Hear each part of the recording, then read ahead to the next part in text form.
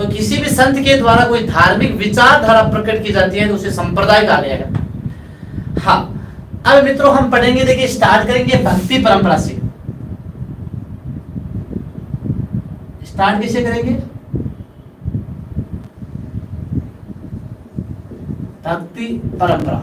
हाँ, भक्ति परंपरा इससे स्टार्ट करके देखिए, जो भक्ति परंपरा है हमारी वो दो प्रकार की मानी गई है। आपने भी नाम सुना होगा, एक तो होती है आपकी सैगुण भक्ति,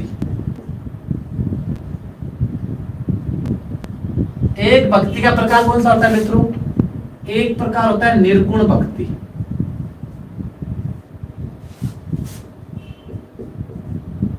एक तो सैगुण भक्ति हो गई, दूसरा कौन सा हो गया मित्रों? निर्गुण भक्ति हो गई। ठीक है, नाम से स्पष्ट देखिए, सैगुण एक है निर्गुण।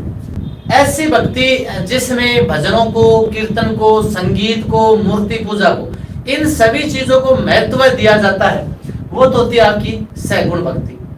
और भक्ति का वह रूप जिसमें भजन, मूर्ति पूजा, संगीत, कीर्तन, इन सभी को महत्व नहीं दिया जाता है, तो वो कौन सी हो गई? निर्गुण भक्ति। तो इस भक्ति परंपरा में सैगुण भक्ति की बात कर रहे हैं हम। इस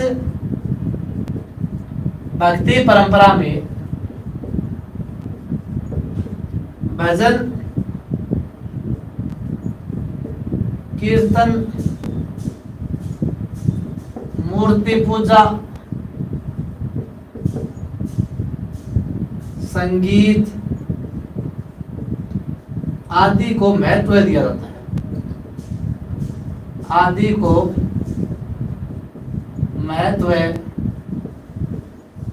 दिया जाता है। तो सैगुण भक्ति कौन सी होगी? भक्ति का वह रूप जिसमें संगीत, भजन, कीर्तन, मूर्ति पूजा, इन सभी चीजों को महत्व दिया जाएगा, वो तो मित्रों कौन सी होगी? सैगुण भक्ति। भक्ति का वह रूप जिसमें इन सभी को महत्व नहीं दिया जाता है, तो इस भक्ति परंपरा में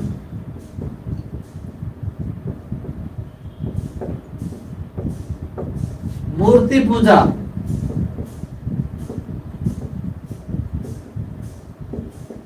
संगीत,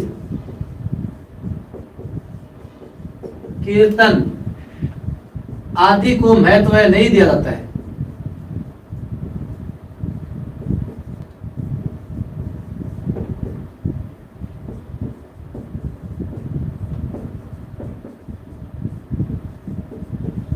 हाँ, अब देखो मित्रों, यानी सैगुण भक्ति के संत तो कौन से होंगे? यानी वे संत जो इन सभी चीजों में विश्वास करते हैं, यानी वे संत जो भजनों में, कीर्तनों में, मूर्ति पूजा में, संगीत में, इनमें विश्वास करते हैं, भगवान में पूरी तरह से विश्वास करते हैं, वो तो क्या है? सैगुण भक्ति के संत। और एक संत होता है आपका निर्गुण भक्ति के संत, यानी ऐसे संत वो इन सभी चीजों में विश्वास नहीं करते, न तो वो मूर्ति पूजा में विश्वास करते हैं, न ही संगीत में, न ही कीर्तनों में, और न ही भजन में विश्वास करते हैं। सिर्फ इतना ही मानते हैं कि हाँ भगवान है, लेकिन इन सभी चीजों को करने की कोई जरूरत नहीं है।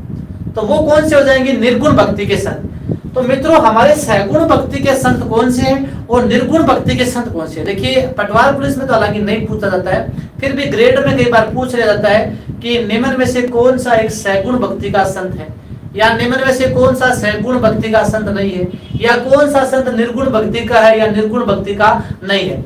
तो हम अब पढ़ेंगे, देखो इधर सैगुण भक्ति के संत लिखूंगा मैं, इधर निर्गुण भक्ति के संत। तो पहले एक बार इसका आप लीजिए स्क्रीनशॉट।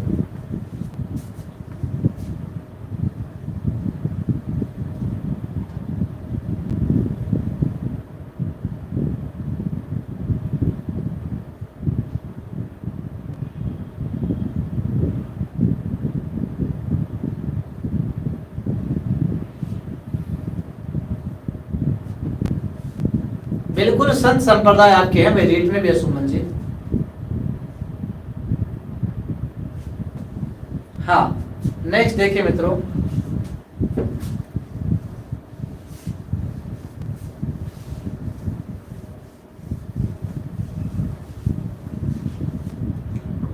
इधर देखिए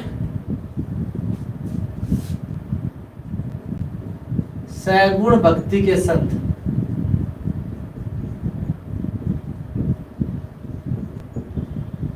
इधर आ जाएंगे आगे निर्गुण भक्ति के संत।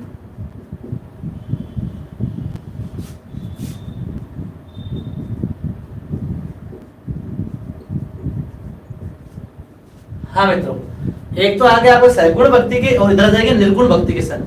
देखिए मित्रों, सैगुण भक्ति में कौन है? जैसे आपने नाम सुना होगा मीराबाई, है ना, नाम सुना होगा गौरीबाई, मीराबाई, गौरीबाई, भक्त कवि दुर्लभ, ये सारे के सारे किस में आएंगे? सैगुण भक्ति के संत। इनके अलावा देखिए शैव और वैष्णव संप्रदाय के जो प्रमुख संत है वो भी सैगुण भक्ति में शामिल किए गए हैं। शैव व वैष्णव संप्रदाय के संत, जैसे हम वैष्णव संप्रदाय पढ़ेंगे वहां पर आप पढ़ोगे रामानुज या रामानुजाचार्य, रामानंद पढ़ोगे आप। इसके अलावा वल्लभाचार्य, माधवाचार्य, निम्बाकाचार्य, ये सारे के सारे संत है किस से संबंधित है? सैगुण भक्ति से संबंधित है। यानी सैगुण भक्ति यानी ये सारे संत है मूर्ति पूजा में, संगीत में, कीर्तन में, सब में विश्वास करते हैं। तो सैगुण भक्ति के संत है मीराबाई, गौरीबाई, भक्त कवि दुर्लभ। इसके अलावा शैव और वैष्णव संप्रदाय के मित्रों जो संत है जैसे रामानुज है, रामानंद है, इसके अलावा वल्लभाचार्य, माधवाचार्य, निम्बाकाचार्य, ये सारे के सारे संत है किससे हो जाएंगे मित्रों? सैगुण भक्ति के संत। ईश्वर में, मूर्ति पूजा में, सब में विश्वास करने वाले, संगीत में, कीर्तन में। अब इधर निर्गुण भक्ति के संत जो इन चीजों में अर्थात मूर्ति पूजा में, संगीत में, कीर्तन में विश्वास नहीं करते, वो कौन कौन से? देखिए जैसे आपने नाम सुना होगा जाम्बोजी। बिल्कुल इन सभी संतों की एक एक करके चर्चा करेंगे आगे हम। जसनाथ जी, इनका संप्रदाय है, कौन सा संप्रदाय है, सबकी चर्चा करेंगे। जाम्बोजी, जसनाथ जी नाम सुना आपने, संत दादू नाम सुना होगा, और संत दादू के शिष्य भी जैसे रज्जब जी नाम सुना होगा आपने, सुंदरदास जी नाम सुना होगा, है ना। इसी प्रकार आपने नाम सुना होगा, देखिए एक बात का ध्यान रखना। देखो जैसे रामानंद है मित्रों, ये रामानंद है ना, ये रामानंद है किस संप्रदाय का है? सैगुण भक्ति से संबंधित है। लेकिन इस रामानंद के 6 शिष्य हुए, कितने हुए? 6। वो 6 के 6 शिष्य निर्गुण भक्ति के हुए। यानी रामानंद तो कहता है कि मूर्ति पूजा में, संगीत में विश्वास करना चाहिए, लेकिन इसके शिष्य कहते हैं कि नहीं, हम तो इन चीजों में विश्वास नहीं करते। और वो शिष्य कौन से? देखो संत पीपा, तो संत पीपा, संत रज्जब जी, सॉरी संत धन्ना, संत पीपा, संत धन्ना, संत कबीर। हाँ, तो संत पीपा जी है, संत धन्ना है, संत कबीर है, सेना जी, सदना जी, संत रैदास, ये 6 शिष्य हैं। यानी रामानंद जी के 6 शिष्य कौन से हैं? संत पीपा, संत धन्ना, संत कबीर, संत रैदास, सेना जी और सदना जी। सजना जी नहीं, ये सदना जी है। क्या है? सदना जी। ठीक है, ये 6 शिष्य किसके थे? इस रामानंद के थे। और इन 6 शिष्यों को आप डिटेल में पढ़ेंगे आगे जाकर। अभी तो सिर्फ और सिर्फ सैगुण और निर्गुण की बातें चल रही है। ठीक है मित्रों, तो रामानंद खुद सैगुण भक्ति का था, लेकिन इसके जो शिष्य थे 6 वो किसके थे? निर्गुण भक्ति के थे। ठीक है मित्रों, इसके अलावा आपने नाम सुना होगा रामचरण जी, शाहपुरा भीलवाड़ा वाले प्रधान पीठ, दरियाव जी, हरिरामदास जी, हरिरामदास जी, रामदास जी आदि। ये सारे के सारे संत किसमें आते हैं मित्रों? निर्गुण भक्ति परंपरा में आते हैं। किसमें आते हैं? निर्गुण भक्ति परंपरा में आने वाले संत कौन से हैं? आप इनको याद कर लो, मीरा, गौरीबाई, भक्त कवि दुर्लभ, 3 ये, और शैव और वैष्णव संप्रदाय के संत। इसके अलावा जो बच गए हमारे जाम्बो जी है, जसनाथ जी है, दादू जी है, और दादू जी के शिष्य जैसे रज्जब है, सुंदरदास है, संत पीपा है, धन्ना है, कबीर है, सेना जी है, सदना जी है, संत रैदास है, रामचरण जी है, दरियाव जी है, हरिरामदास जी है, रामदास जी है। ये सारे के संत किस में मित्रों? निर्गुण भक्ति। तो भक्ति परंपरा करें हमने 2 पढ़े हैं। हाँ, रज्जब जी लिखा है मैंने। रज्जब का लिखा है? सुमन जी, रज्जब जी लिखा है मैंने। तय नहीं, ये वही है, देखो रज्जक जी है ये, ठीक है। तो ये दो परंपरा हो गई आपकी, एक तो सैगुण भक्ति और एक क्या हो गई आपकी निर्गुण भक्ति। लो एक बार स्क्रीनशॉट।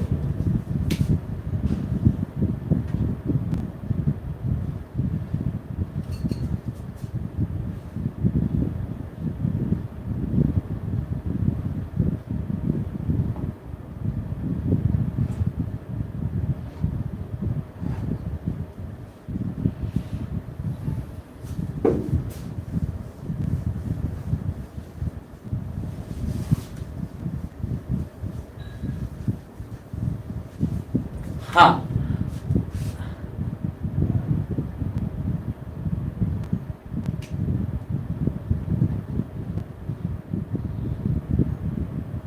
आज क्या बोल रहे सादा जी, गुरु जी इतना याद किया करना नेम भी जोर का है। कोई बात नहीं, याद करो तो कर लेना। देखिए पुलिस पटवारी में तो इतना नहीं पूछाता है सैगुण निर्गुण का, ग्रेड में पूछ लिए जाते हैं कई बार, कौन से सैगुण के कौन से निर्गुण के, ठीक है। अब देखिए मित्रों आगे, सैगुण प्लस निर्गुण भक्ति के संत, सैगुण और निर्गुण भक्ति के संत, ये देखिए मित्रों, यानी ऐसे संत जो सैगुण के भी है और निर्गुण के भी, दोनों के गुण रखते हैं। अर्थात ऐसे संत जो मूर्ति पूजा में विश्वास करते भी है और नहीं करते भी हैं, भजनों में कीर्तनों में विश्वास करते भी और नहीं करते भी। यानी अगर मन में जच जाओ तो कर ले मूर्ति पूजा संगीत कीर्तन, और मन में नहीं जचा तो कौन करे। मन में जचा तो कहना शराब पीनी है तो पी ली, 15 दिन बाद में छोड़नी है तो छोड़ दी। यानी दोनों को पक्ष लेनी है। यानी मैं तो मूर्ति पूजा कर भी शायद को नहीं भी करा, जच की मन में तो कर ली और नहीं जची तो कौन नहीं करी। तो यानी अपने मन के अनुसार सैगुण और निर्गुण दोनों में विश्वास करने वाले वो कौन से हैं। हाँ नमस्कार खेमाराम जी। तो देखो संत मावजी, संत चरणदास जी, संत हरिदास जी, ये मित्रों तीन संत किसमें आएंगे आपके, सैगुण और निर्गुण दोनों में। हाँ सैगुण और निर्गुण दोनों में आ जाएंगे। हाँ तो यानी ऐसे संत जो भजन मूर्ति पूजा संगीत कीर्तन में विश्वास करते भी और नहीं भी करते हैं, तो वो दोनों में आ जाएंगे, सैगुण में और निर्गुण में। माऊ जी, चरणदास जी और हरिदास जी, ये तीन संत मित्रों इसमें आते हैं। लीजिए स्क्रीनशॉट, ताकि हम अब विधिवत रूप से आगे बढ़ सके, हमारे संप्रदाय है वो शुरू कर सके। हाँ जी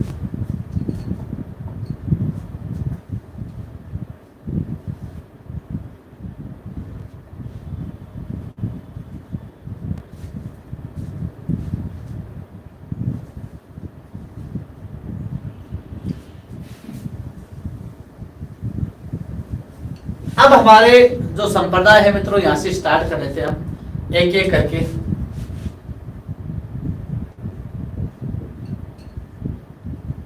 सबसे पहले आपकी है शैव संप्रदाय, बिल्कुल। हाँ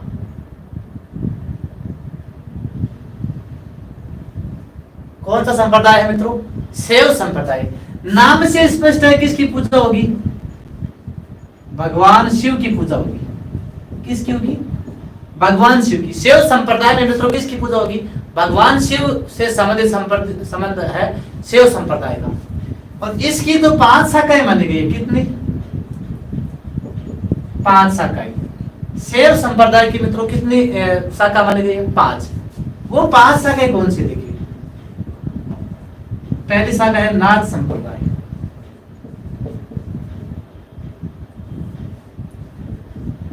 दूसरी शाखा है पाशुपत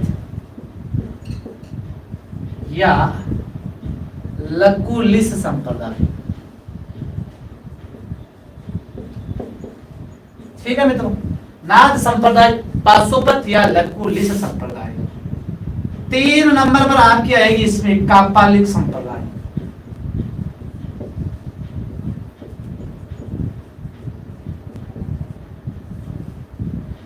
4 नंबर पर आएगी आपके लिंगायत संप्रदाय। और 5वें नंबर पर आपकी अंतिम पर आती है काश्मीरिक या कश्मीरी संप्रदाय।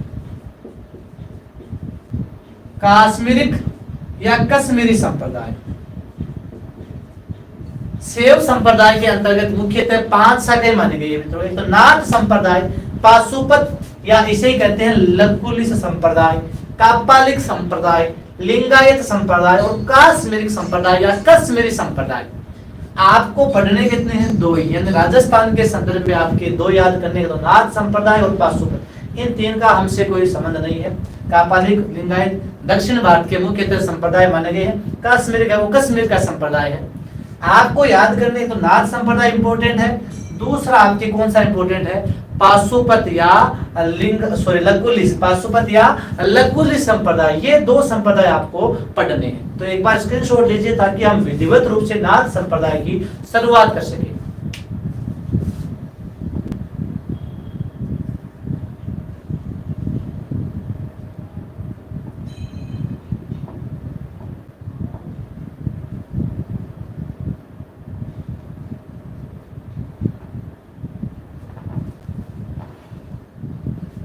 अच्छा, संजय जी आगे। संजय जी का तो एक ही प्रॉब्लम है, वॉइस नहीं आ रही।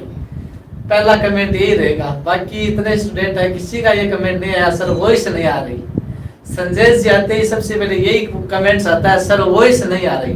तो मुझे जहाँ तक लगता है संजय जी आपके फोन में ही कमी है, क्योंकि किसी का भी कमेंट नहीं आया अब तक कि सर वॉइस नहीं आ रही है।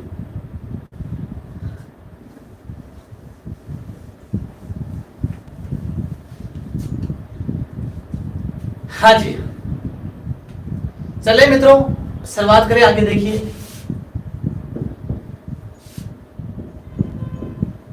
नाथ संप्रदाय। हाँ, सबको आवाज आ रही है मित्रों?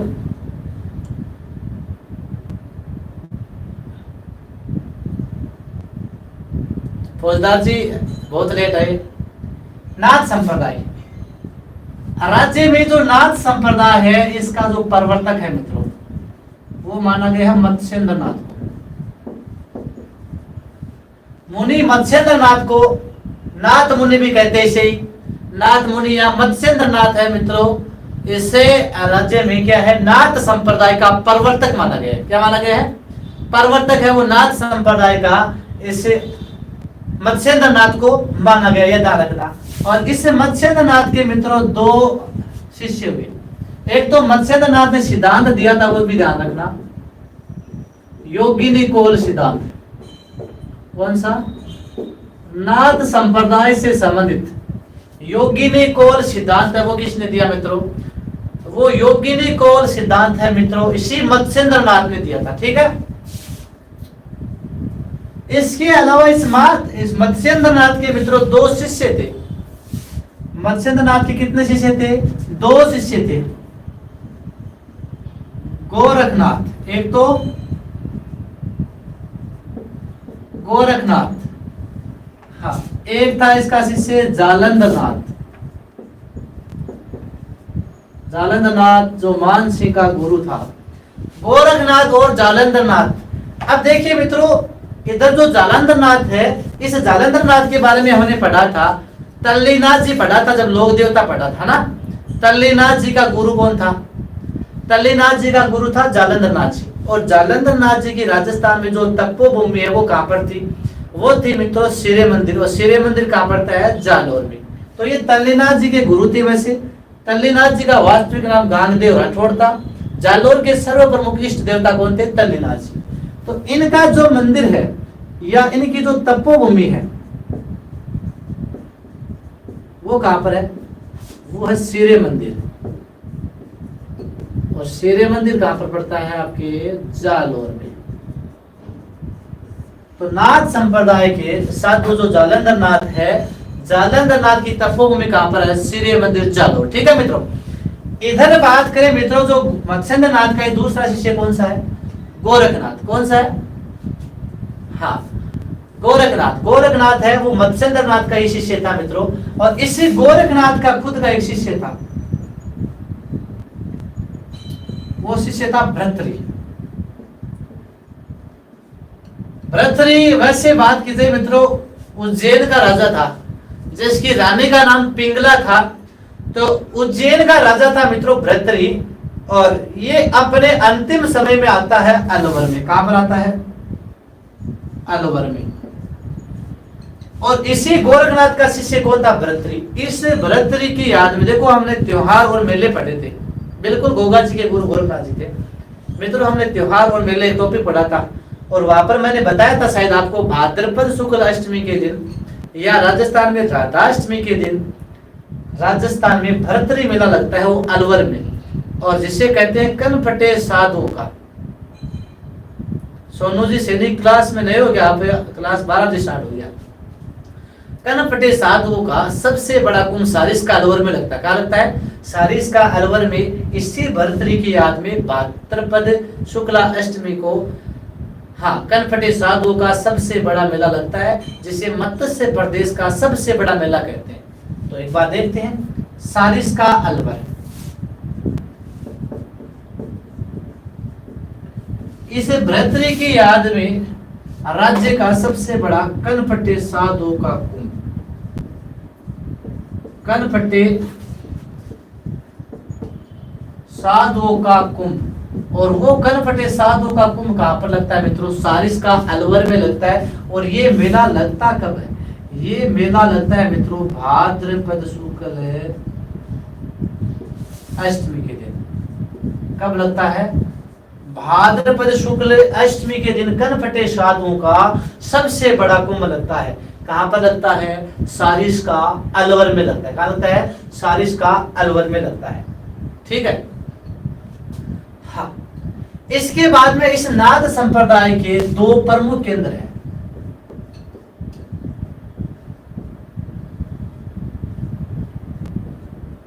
आपसे पूछ ले कि राज्य में नाथ संप्रदाय के दो प्रमुख केंद्र कौन से हैं? तो दो प्रमुख केंद्र की बात की जाए मित्रों, एक तो आपका आता है देखो वैराग पंथ, मैं यहां लिखता हूं वैराग पंथ। एक दूसरा आता है आपका मान पंथ। कौन सा है? मान पंथ। ये वैराग पंथ है मित्रों, ये है राता डूंगा, और राता डूंगा कहां है? पुष्कर के नजदीक।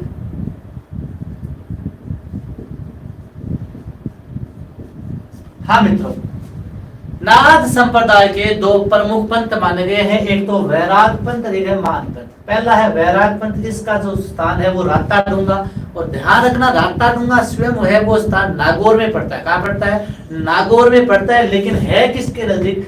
पुष्कर के नजदीक है। मान पंथ ये कहां पर है? महामंदिर। और महामंदिर कहां पर है?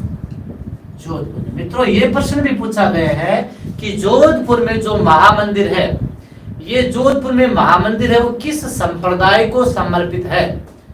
जोधपुर में जो महामंदिर है वो किस संप्रदाय को समर्पित है? ये नाथ संप्रदाय को समर्पित है। इस महामंदिर का निर्माण यहाँ का राजा था मान सिंह। कौन था? मान सिंह। तो जोधपुर के राजा मान सिंह ने इस महामंदिर का निर्माण करवाया था। किसका करवाया था? महामंदिर का। तो मित्रों हम पढ़ रहे नाथ संप्रदाय, इसका प्रवर्तक है मत्स्येंद्र नाथ, जिसने योगिनी को सिद्धांत दिया था। ठीक है मित्रों, इसके बाद में पढ़े मत्स्येंद्र नाथ का शिष्य गोरखनाथ और जालंधर नाथ था। गोरखनाथ का शिष्य है मित्रों वो भर्तृहरि था। जालंधर नाथ की तपोभूमि राजस्थान में शेरे मंदिर जालोर में है। गोरखनाथ के शिष्य भर्तृहरि की याद में अलवर के सारिस्का में कनपटे साधु का सबसे बड़ा कुंभ है, वो भाद्रपद शुक्ला अष्टमी को लगता है।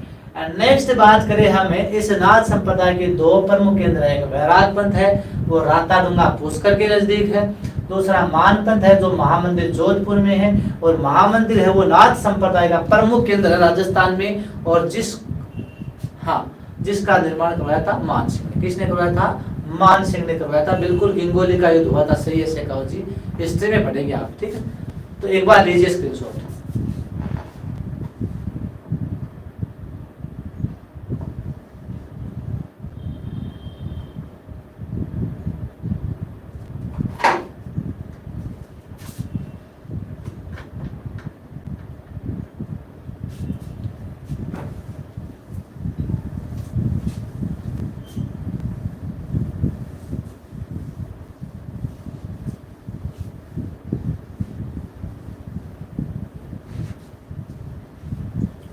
हाँ मित्रों, नेक्स्ट आपका इसी में आता है पाशुपत या लकुली संप्रदाय। शैव संप्रदाय की शाखा है पाशुपत या लकुली संप्रदाय। यानी जो पाशुपत संप्रदाय है मित्रों, इस पाशुपत संप्रदाय की स्थापना दंडधारी लकुलिश ऋषि ने की थी। तो दंडधारी लकुलिश ऋषि ने की थी, इसीलिए इसे क्या कहते हैं, लकुलिश संप्रदाय भी कहते हैं। मित्रों, राजस्थान में पाशुपत या लकुलिश संप्रदाय का प्रमुख केंद्र या प्रमुख मंदिर बोल सकते हो राज्य में इस संप्रदाय का, पाशुपत संप्रदाय का प्रमुख मंदिर। राकेश जी स्वामी बोल रहे ऐसी कोई बात नहीं है राकेश जी, हाँ आप लगे रहिए, पढ़िए आप ना। राज्य में प्रमुख मंदिर कौन सा है? एक लिंग नाथ जी का मंदिर। हाँ तो मित्रों, राज्य में पाशुपत संप्रदाय या लकुलिश संप्रदाय का प्रमुख मंदिर पूछे तो कौन सा है? एकलिंग नाथ जी का मंदिर है। कौन सा है? एकलिंग नाथ जी का मंदिर कहां पर है मित्रों? कैलाशपुरी। कहां पर है? कैलाशपुरी पड़ता है उदयपुर में। कहां पड़ता है? उदयपुर में। मित्रों, एकलिंग नाथ जी का मंदिर है, इस मंदिर का निर्माण किसने करवाया? निर्माण करवाया था मेवाड़ का महाराणा था बप्पा रावल। कौन था? मेवाड़ का महाराणा बप्पा रावल था और इसी ने इसका निर्माण करवाया था। ठीक है मित्रों, इसी का पुनः निर्माण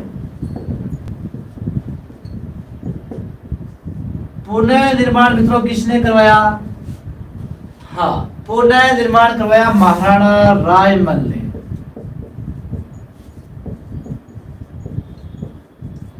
महाराणा रायमल ने इसका पुनः निर्माण करवाया। हाँ, इसके बाद में बात करें जैसे मंदिर के चारों ओर परकोटा, जो एकलिंग नाथ जी का मंदिर है इसके चारों ओर परकोटा किसने बनवाया? मंदिर के चारों ओर परकोटा या चारों ओर दीवार है वो मोक्कल ने बनवाई। महाराणा मोक्कल, कुंभा को बापू या कुंभा जी को पिताजी, मोक्कल। ठीक है, तो मंदिर के चारों ओर परकोटा किसने बनवाया? मोक्कल ने बनवाया। ठीक है मित्रों, तो एकलिंग नाथ जी का मंदिर है, ध्यान रखना पाशुपत संप्रदाय का राज्य में प्रमुख केंद्र है। और ध्यान रखना मित्रों, इसी एकलिंग नाथ जी को गोहिल वंश है अपना कुल देवता मानता है। गोहिल वंश के कुल देवता वो भी कौन है मित्रों? एकलिंग नाथ जी। गोहिल वंश के कुल देवता पूछ ले आपसे तो एकलिंग नाथ जी। तो नोट में मुझे ये भी बता दो कि गोहिल वंश की कुल देवी कौन सी है? गोहिल वंश की कुल देवी बताइए मित्रों, जल्दी से बताइए। गोहिल वंश की कुल देवी बताइए मित्रों।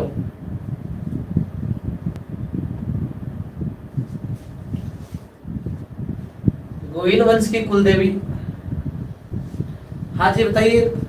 बिल्कुल सही है देवराज जी, गोहिल वंश की कुल देवी है बाण माता। कौन सी है? बाण माता। राज्य में गोहिल वंश की कुल देवी कौन सी है मित्रों? बाण माता। कौन सी है? बाण माता है, वो गोहिल वंश की कुल देवी मानी गई है। ठीक है, अब जो मेवाड़ के शासक है मित्रों, मेवाड़ के शासक है, थोड़ा सा हिस्ट्री में घुस गए हम। देखिए, मेवाड़ के शासक है वो एकलिंग नाथ जी को क्या मानते हैं? अपना राज्य का वास्तविक संस्थापक मानते हैं। राज्य का वास्तविक संस्थापक मेवाड़ के शासक है वो एकलिंग नाथ जी को अपने राज्य का क्या मानते हैं? वास्तविक संस्थापक, तथा स्वयं को इनका दीवान मानते हैं। स्वयं को क्या मानते हैं? इनका दीवान मानते हैं। स्वयं को इनका दीवान समझकर शासन करते हैं, इनका एकलिंग नाथ जी का। और मित्रों, एकलिंग नाथ जी का मंदिर है, इसमें कहते हैं कि हीरो का नाग भी चढ़ाया जाता है। ठीक है, हाँ जी, सिसोदिया वंश से एक ही बात है शेखावत जी, जो सिसोदिया वंश है वो गोहिलों का ही वंश था।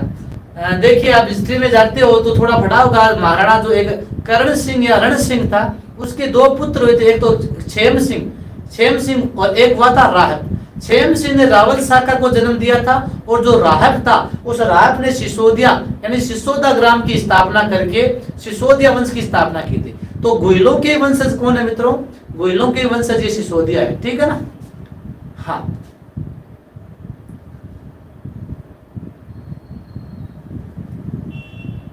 हाँ बिल्कुल, गोहिल वंश का वास्तविक संस्थापक वो बप्पा रावल था मित्रों। हाँ, अब एक बार वापस देखिए, देखो इस एकलिंग नाथ जी के मंदिर के संदर्भ में कितनी बातें हो गई। यानी पाशुपत या लकुली संप्रदाय का राज्य में प्रमुख केंद्र कौन सा है? एकलिंग नाथ जी का मंदिर है मित्रों। ये कहां पर पड़ता है? कैलाशपुरी उदयपुर में पड़ता है। और इस एकलिंग नाथ के मंदिर का निर्माण मित्रों किसने करवाया? बप्पा रावल ने करवाया था। इसी मंदिर का पुनर्निर्माण महाराणा रायमल ने करवाया था। किसने करवाया था मित्रों? महाराणा रायमल ने करवाया था, ये आपको ध्यान में रखना है। और इस मंदिर के चारों ओर परकोटा है, वो कुंभा के पिता कौन थे? महाराणा मोक्कल ने चारों ओर दीवार बनवाई थी। गोहिल वंश है वो इसे अपना कुल देवता, एकलिंग नाथ जी को अपना कुल देवता मानता है। और गोहिल वंश की कुलदेवी मित्रों क्या है? वो बाण माता है, ठीक है। एकलिंग नाथ जी इन्हें गोहिल वंश अपने राज्य का वास्तविक संस्थापक मानता है, और स्वयं को इनका दीवान समझकर क्या करते हैं? वो शासन करते हैं। तो मित्रों ये हमारा है पाशुपत या लकुली संप्रदाय। तो आप एक बार पहले तो इसका स्क्रीनशॉट लीजिए।